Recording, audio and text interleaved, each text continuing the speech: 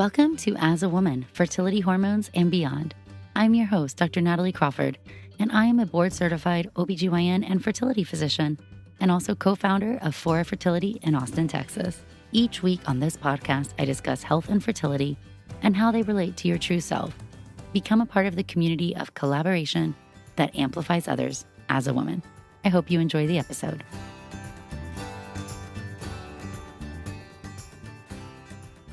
Hello, friends, and welcome back to the As a Woman podcast. I'm your host, Dr. Natalie Crawford. I'm a board-certified OBGYN and REI, which means I'm a fertility doctor. And you know, if you're listening, I'm very passionate that you deserve to understand about your body, your hormones, your fertility, and your reproductive health. So that is why this podcast exists, and I'm just so honored that you are all here and listening. Today, we're starting off a series which I'm answering some of your fertility questions, but we've grouped them together by content. So this episode is all about ovarian reserve, your eggs, your egg count. So these are questions that you've called and left voicemails about. These are my favorite episodes, and we have a lot of great ones coming up, and depending on the response, we might do more of them in the future. So if you have questions, you can always call and leave them on the voicemail at 657-229-3672. Again, that is 657-229-3672. We will continue some of our weekly Q&A over on Instagram at nataliecrawfordmd. We get thousands of questions there, and so this is just an easier way to have a higher chance of getting your question answered. And sometimes we just don't know what questions we have until we hear somebody else ask it.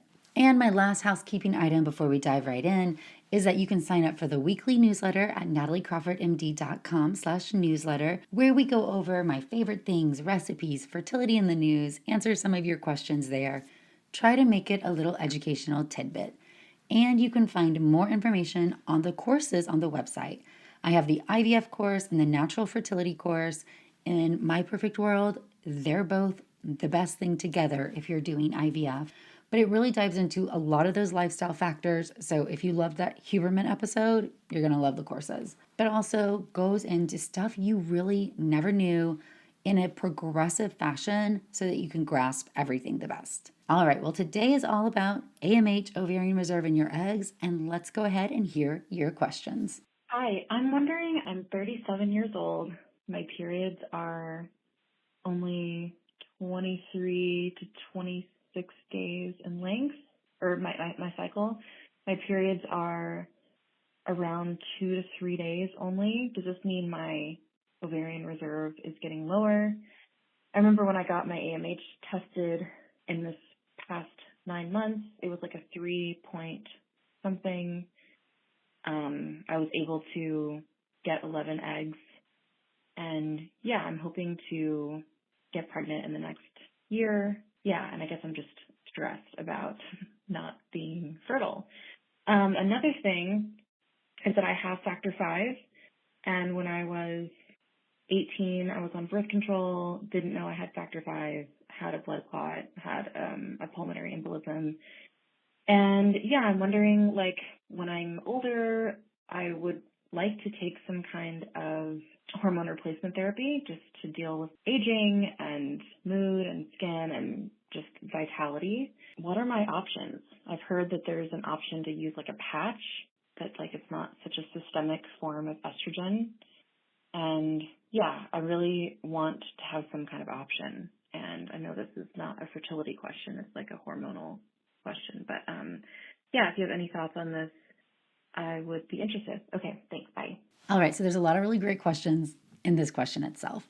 So first, if we're going to break down a few different things, number one is going to be having a short period, having a light period does not mean you have low ovarian reserve. All right, but I've said in the past, the only clinical sign you might have of low ovarian reserve or having a low AMH or low egg count is having a light or short period. So how does that make sense? One, what is ovarian reserve? Let's remind ourselves. We are born with a set number of eggs. I like to envision all those eggs live inside a vault inside the ovary. So when you're born, that vault is full. To be fair, that vault is full at 20 weeks. When you're a 20-week fetus inside your mom, that's the fullest.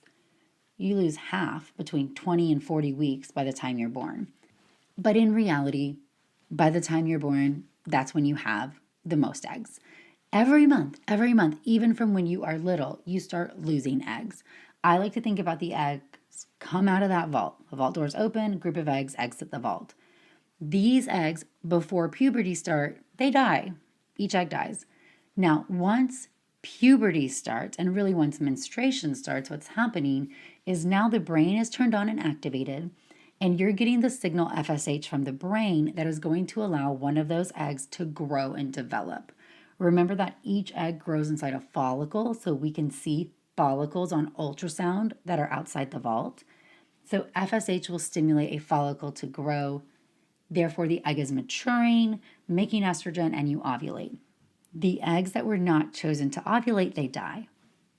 And what makes this even more interesting is that when you have more eggs, you lose more eggs per month.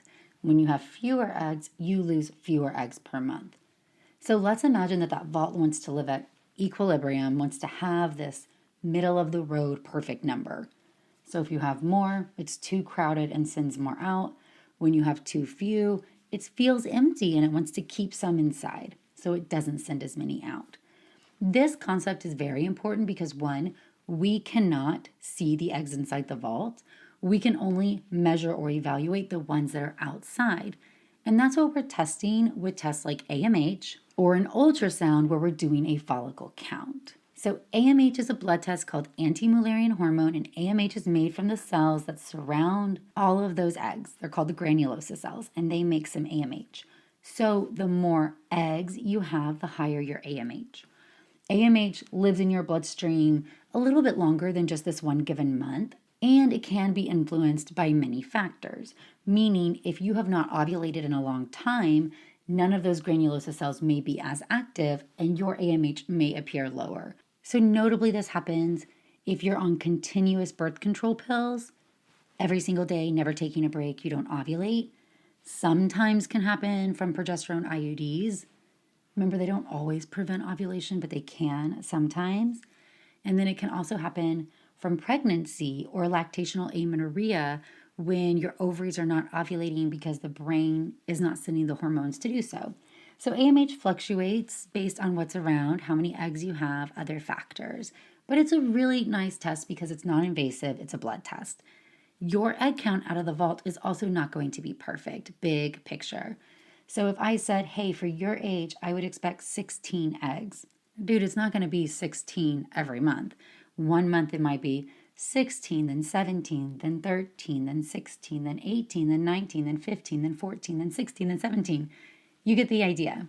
This is just an important concept because I see people all the time who will say my AMH is increasing, or they'll see a drop and in their brain they're calculating the percentage drop and telling me when it will be 0. And it just doesn't really go like that. Over time, yes, that range that you're alternating between, that 30%, will get lower and lower, and eventually everybody runs out of eggs. So what does that have to do with your period?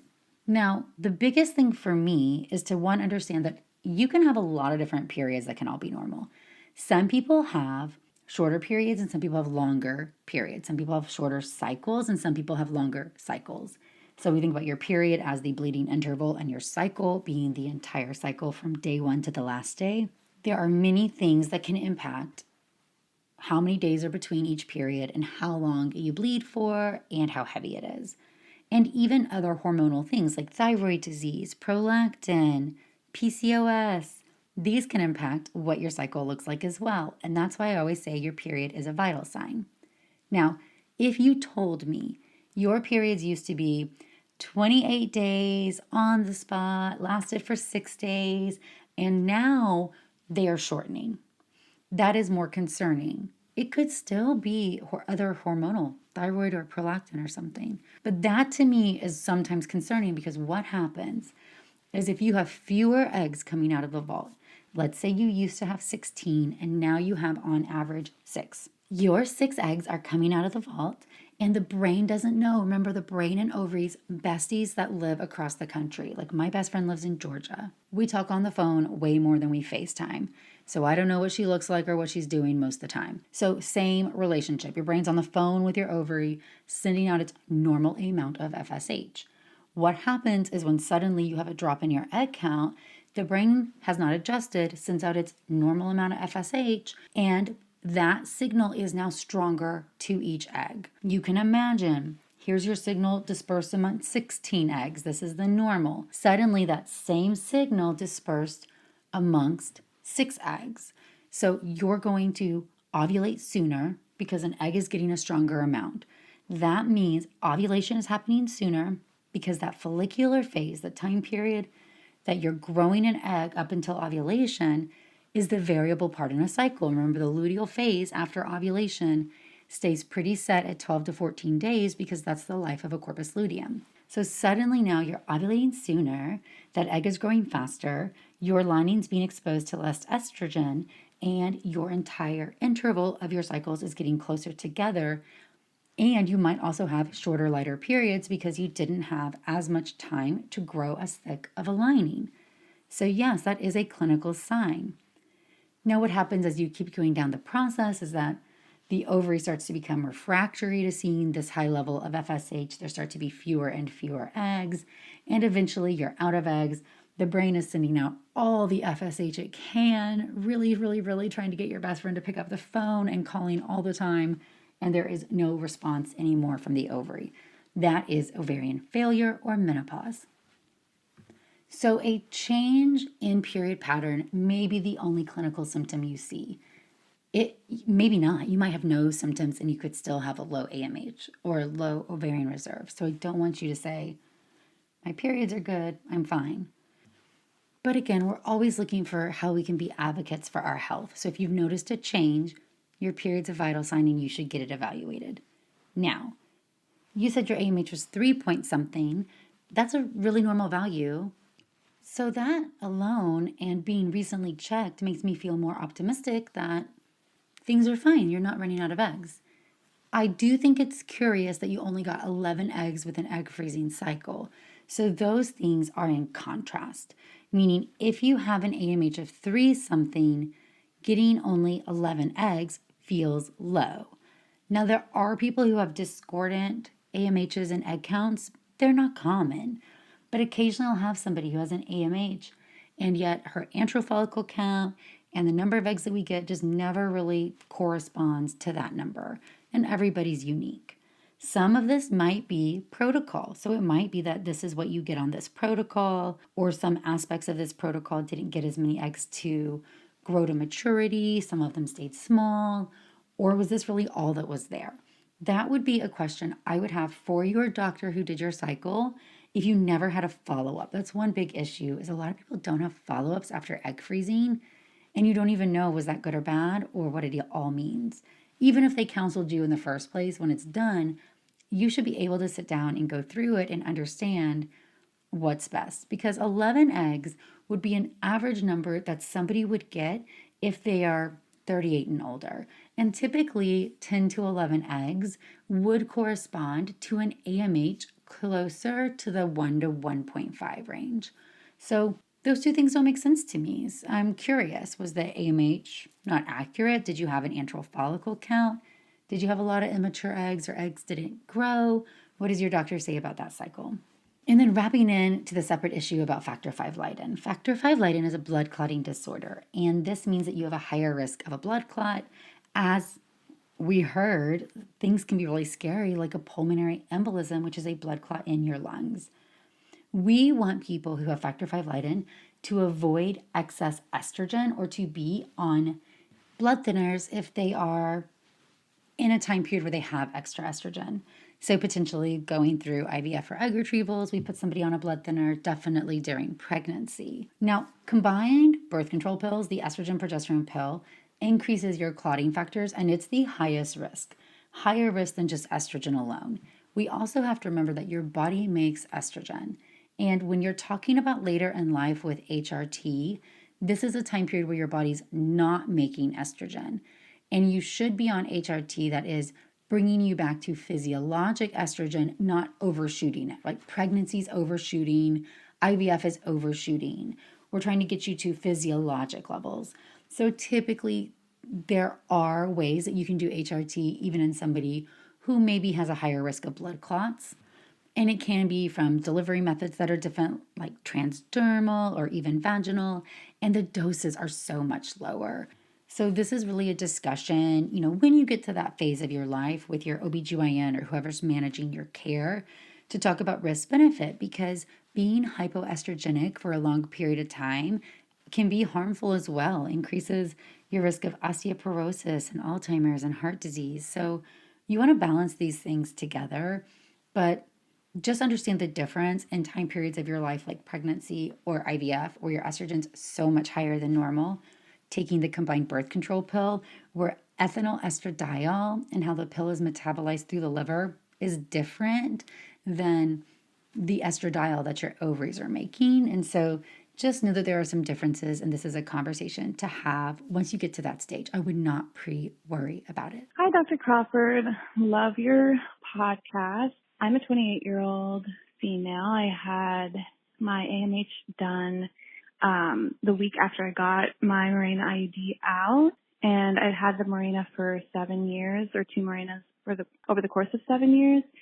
And my AMH was super low, about 0.63. And I'm just curious if that hormonal birth control could have impacted that. I'm going to have it redone in a few months from now. My partner, my non-binary partner, and I are planning on doing reciprocal IVF, and just a bit concerned about the low level, and I'm doing everything in between that I can to increase that. But I'm just curious about that, and I know you have some information about birth control and these levels, but I hadn't really come across that exact case yet. So I hope to hear a little bit of information about that soon. Thanks so much.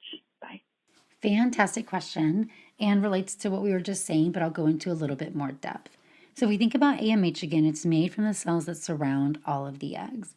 So time periods where you're not ovulating at all or ever giving your ovary a rest period. So the thing about IUDs is we have to remember there's different types, different ones, different amounts of progesterone, even in the hormonal ones, and different time periods that you have them in. Ones that have higher levels of progesterone, like a Mirena over a Kyleena, have a higher potential probability of you not ovulating. And if you're not ovulating, that's where the ovaries are going into that quiet phase. And they're not ovulating because to you, that progesterone level is so high that it's preventing it. Progesterone does not always prevent ovulation. And so that's why on a Mirena, for example, not everybody stops ovulating and not everybody goes amenorrheic.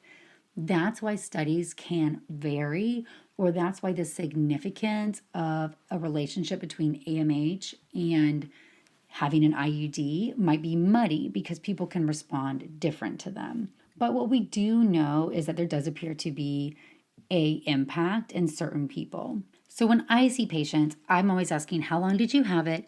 And did you have any periods when you had that IUD in place? If you really had no periods, no cyclic spotting, which is a sign of ovulation, then the IUD may have been having an impact on your ovaries more. I would say, hey, now that it's out, let's give your body 3 months and then repeat it and do an antral follicle count with another AMH. Presuming maybe this was checked by your OBGYN, but maybe it was a fertility doctor. If it wasn't an REI or a fertility doctor, I would go see one just so you can fast track into proper counseling, especially with the desire to do reciprocal IVF. You're going to need to be clued in somewhere anyway. If we live in the space where this is a real value, so we wait the 3 months, it's the exact same. Dang it, we can't just blame it on some suppressed granulosa cells. This is what you have, and you have a low AMH. This is really important information in your family planning. And when I see couples who are interested in reciprocal IVF, or potentially they each want to have their egg source be a part of their family building, there's a lot of different ways to get from point A to point B. But if you have low ovarian reserve, we have to strongly acknowledge that it might be the best for you to be an egg source first, if you ever want to be the egg source. So sometimes I'll have patients say, oh, I want to carry all the pregnancies, but I want one with my eggs and one with my partners, and I want to use my partners first. This would be a circumstance where that would not be a good plan, because if I got you pregnant with your partner's eggs, but you still desired to have a genetic child, by the time that we pass going through IVF, getting you pregnant, 9 months of pregnancy, healing up enough for you to try to get pregnant, the drop in that egg count might be so profound that it makes it hard to get pregnant, or it makes it so financially expensive that it's putting it out of reach of what you may realistically be able to do. That doesn't mean you have to change your plan, but my job is always to give you the data so that you can work through those scenarios and feel really confident that the plan you're choosing makes sense. The worst thing I want is for you to walk back in 3 years and say, now I'm ready to get pregnant with my eggs, but now it's too late. Or now you're going to have to spend 5 times as much. Or now the odds are so much lower. So just having the full picture is really, really important when it comes to making your plan, especially in the situation where you know you're going to need some reproductive help. So let's make sure we have all the data that we need. Hello, Dr. Crawford. I was just calling in to ask a little bit more about AMH. I recently had mine checked just because one of my friends said that theirs was low and they're 30. I'm also 30. So I had mine checked and it is at 5.1 or something, which I know is kind of elevated. I don't have any symptoms or a history of PCOS. I've had an ultrasound in the past, which was, negative, no polycystic ovaries. I've never had elevated testosterone. I've never really struggled with hirsutism or anything like that. And I have normal menstrual cycles. In your opinion, would that still be kind of consistent with PCOS, or does that just mean I'm very fertile for my age? So yeah, thanks so much for having this podcast. It's a great help, and I appreciate you. Thank you so much. Bye. All right, this is a really good question about AMH and PCOS and just about ovarian reserve in general, because people can get worried on both sides of these tests. Number one, AMH has not been adapted 100% as a diagnosis of PCOS, meaning, oh, you have a high AMH, you have PCOS. That being said, study after study is showing us that people who have an AMH value over certain cutoffs, they're always different in most studies, but typically it's 4 or higher, have a very high likelihood of having PCOS or have a high predictive scale, or I even think about it as being predisposed. So if your AMH is over 4, then you definitely have that lots of follicles. Whether they are measuring them on ultrasound or not, you got to remember ultrasounds look for different things based on who's doing it. So just because somebody tells you your ultrasound's normal does not mean that you don't have a high follicle count consistent with PCOS. But the diagnosis right now is still a high follicle count and other things, and androgen signs and irregular periods. I often tell people that it's always better to have more eggs than less. And if you have a high AMH, you might have PCOS or a predisposition to it, but potentially you're not having symptoms because you're doing the things that your body needs to feel better, / AKA you have figured out how to naturally manage your PCOS as best as possible. Not everybody can naturally manage their PCOS. I even hate saying that because this is an ovarian dysfunction problem. So some people can be as healthy as they can and do all the things I'm about to say, and it's not going to make a difference. You're still going to have irregular periods or androgen signs. But there's definitely people who I consider on the teeter-totter, and this means that if you get more stressed, if you gain weight, if you are not treating your body with as much kindness, you might actually see some of those irregular period signs or androgen symptoms. So the way we like people who have PCOS or have a predisposition to try to manage it, try to decrease your cortisol, your stress, try to get lots of sleep. That's when cellular repair happens. You want to get at least 7.5 to 8 hours. You want to eat a diet really high fruits, veggies. You want some of those natural antioxidants. You do not want to be putting excess hormones, things that have endocrine disruptors into your body. So processed meats, processed refined carbohydrates, added sugars. Red meat or meat in general has higher risks of anovulation with PCOS than people who eat more veggies. Remember, all nutrition studies are quartile exposures. Nothing is all versus nothing. meaning more veggies that you eat, the better you do, versus somebody who has all meat and no veggies. So I tell people this is my diet. If you've been around, this is my favorite fertility friendly way to eat. Meatless Monday. So no meat at all, lots of fruits, veggies. Number two, the other days of the week, one meat serving a day. So you're just automatically having to eat more veggies if you eat less meat. Have red meat just one time per week. Avoid processed foods. So those processed meats, those added sugars, those very refined carbohydrates. Whole grains are fine. Dairy, I'd prefer you to have the real thing. Do not have the processed dairy, the skim milk, the low fat yogurt. Just have the real thing when you're going to have it. And eating like that the majority of the time is treating your body super kind. And then you want to exercise for health and not necessarily pushing yourself to high inflammatory levels all the time. A lot of PCOS falls into this inflammation category. But to answer the root of the question, just having a high AMH does not mean you have PCOS, but it does mean, I like to think about it, that you might be on the teeter-totter or have a higher predisposition.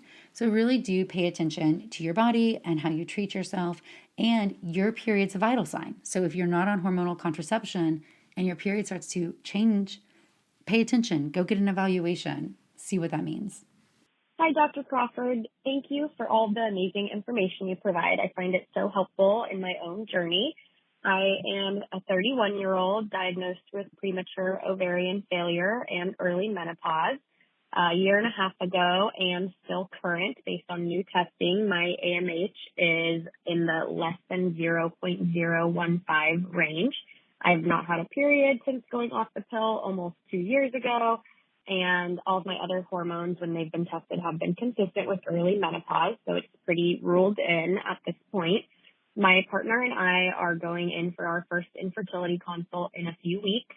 And so my question is, if my antral follicle count is consistent with my AMH, assuming that it will be low, is there any reason that you would recommend for a patient to still do IVF without an egg donor, or would you recommend going straight to egg donor?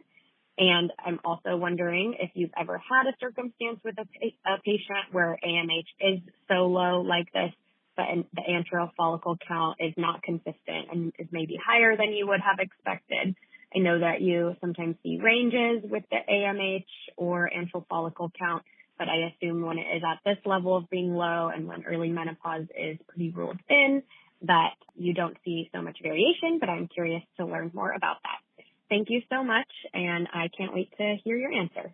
First of all, I just want to say I'm so sorry because I know how hard it can be to get a diagnosis like this, especially when you're so young.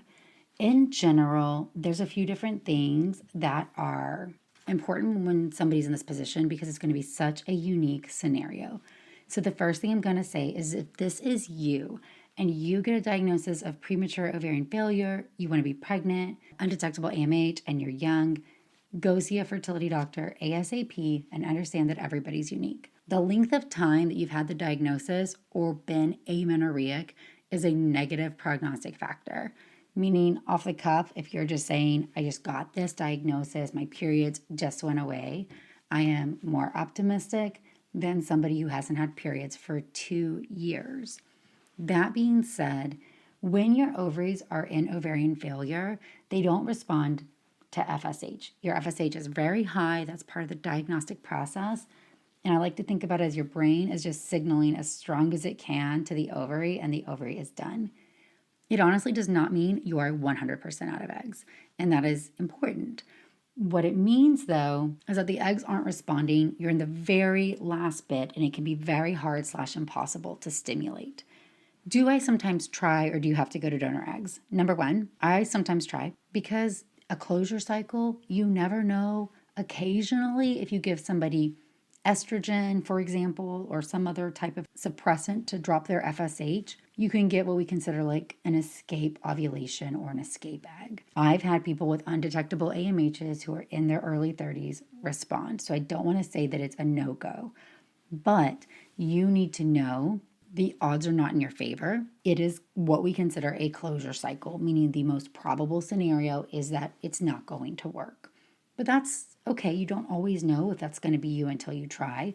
So is it okay to try? I usually say it's okay to try. Now, if you only have X dollars and you can't do donor egg because you do try, that's a different scenario we got to talk about. The other place where this plays in is that if you've not had periods for 2 years and you've been in ovarian failure and you're in your 30s, you need hormonal replacement ASAP. You need some estrogen. It doesn't have to be the birth control pill. You need some estrogen. If you're taking estrogen, you're going to need some progesterone cyclically, at least every 3 months. It can be sooner if you want. And you'll want to take a pregnancy test beforehand, because what happens is occasionally, as you have estrogen, that FSH will lower, and then you might get an egg that then would respond to a rising FSH. So it's this interesting scenario where occasionally women with premature ovarian failure are told they cannot have children and you can't do IVF, or you try IVF and you don't respond to medication. And then suddenly you put them on estrogen replacement and they ovulate and get spontaneously pregnant. It's fantastic. We love it. So it's not birth control. And of course, if you don't have sperm, if your tubes are blocked, there's other factors that go into conception as well. But in some people who might try an IVF cycle, let's say you don't respond, you're okay doing donor egg, but while you're in the process, might put you on estrogen and see if you have intercourse. You can't track ovulation. The whole shebang is hard. But have sex, be on estrogen, take a pregnancy test before your scheduled progesterone, and sometimes you can actually get pregnant that way. Donor egg is going to be there.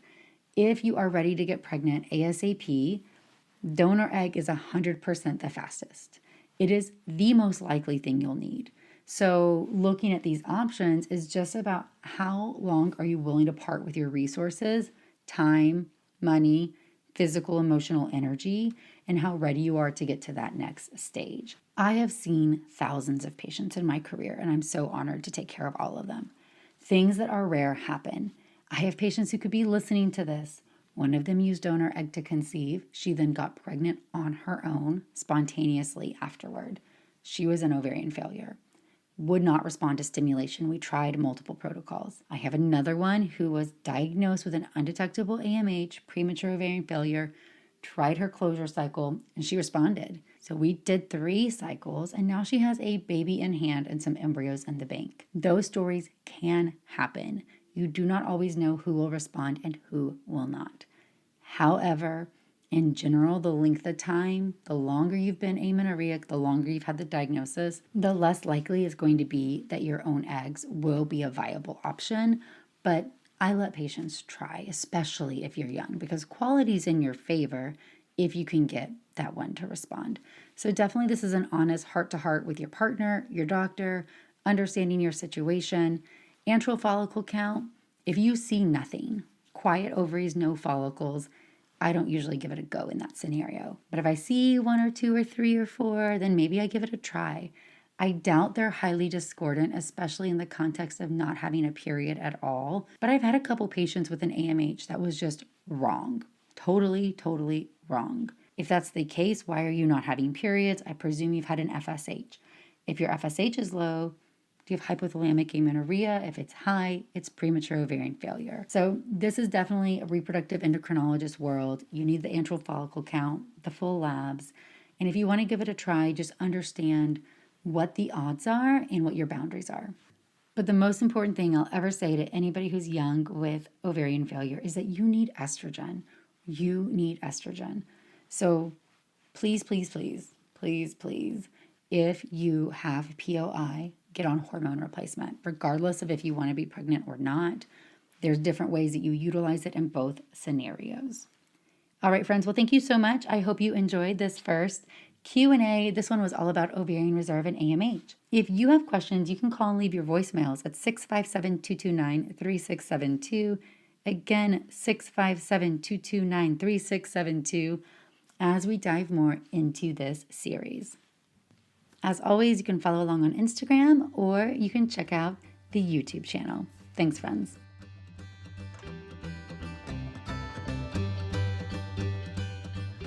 Thank you all for listening to As a Woman.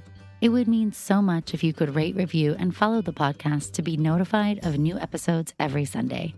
I hope you learned something new, and I hope you share it with someone in your life. Be sure to follow along on Instagram at nataliecrawfordmd and check out the YouTube channel Natalie Crawford MD. If you're interested in becoming a patient, you can also follow Fora Fertility.